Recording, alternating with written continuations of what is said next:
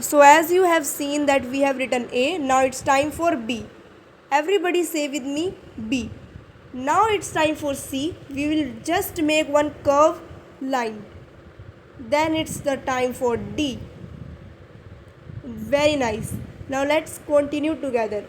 E, then F, G, then it's time for H. Keep writing with me. बहुत अच्छा. Next I.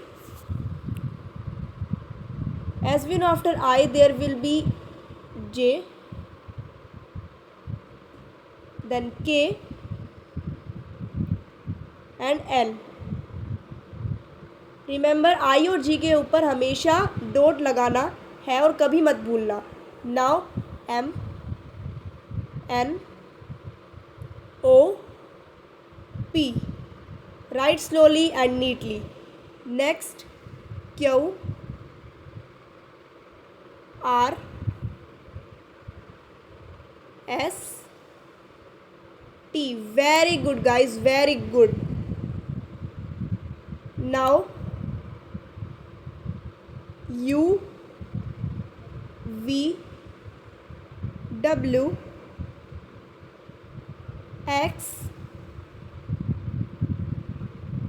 and then Y, and now Z.